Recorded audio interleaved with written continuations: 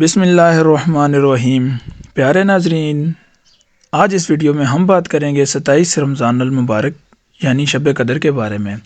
Welcome to my channel سکون ایمان۔ رمضان المبارک اللہ تعالیٰ کی طرف سے مسلمانوں کے لیے رحمت، برکت اور مغفرت کا مہینہ ہے۔ اس مہینے کے آخری عشرے میں ایک ایسی رات آتی ہے جس رات کو لیلۃ القدر یعنی شب قدر کہا جاتا ہے۔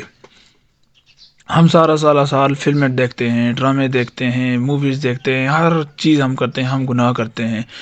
انسان ہے نا، انسان فرشتہ تو نہیں ہے نا، فرشتوں سے گناہ نہیں ہوتے۔ انسان ہے، انسان سے گناہ بھی ہوتے ہیں، انسان سے ہر گناہ ہو جاتا ہے، مگر میرا اللہ کہتا ہے میرے بندے تو ایک طرف میری طرف لوٹ کے تو آ۔ جب بندہ اللہ کی طرف لوٹ کر جاتا ہے، اللہ سے معافی مانگتا ہے تو اللہ پاک معاف کرتے ہیں۔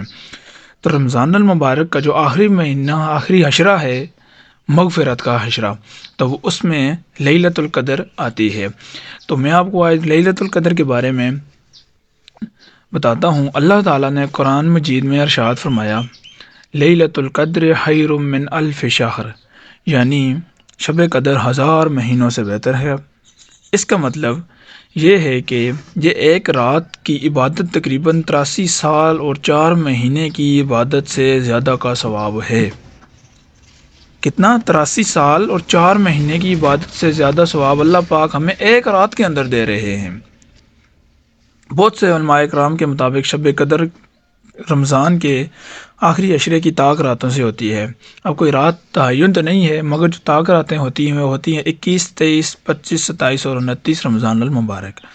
لیکن زیادہ تر مسلمانوں کا خیال یہ ہے کہ 27ویں رمضان کی رات ہو سکتی ہے، اس وجہ سے لوگ اس رات کو خاص طور پر خصوصی عبادت کرتے ہیں۔ حدیث مبارکہ میں اس رات کی بڑی فضیلت بیان کی گئی ہے۔ حضور نبی کریم صلی اللہ علیہ وآلہ وسلم نے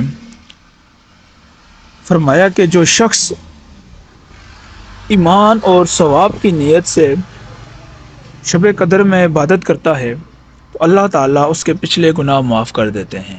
یعنی کتنی بڑی رات ہے نا، ایک رات میں اللہ پاک انسان کے پچھلے، انسان 100 سال کا ہے، 50 سال کا ہے، 70 سال کا ہے، اللہ پاک ایک رات میں 12 گھنٹے بھی نہیں ہوتے ایک رات کے، اس ایک رات میں اللہ پاک انسان کے سارے گناہ معاف کر دیتا ہے۔ تو ہم کیوں نہ اپنی بخشش اس رات میں کروا لیں۔ اس مبارک رات میں اللہ تعالیٰ کی رحمت نازل ہوتی ہے، فرشتے زمین پر اترتے ہیں، اس لیے ہمیں چاہیے کہ ہم اس رات کو غفلت میں نہ ڈالیں، بلکہ زیادہ سے زیادہ تر عبادت کریں۔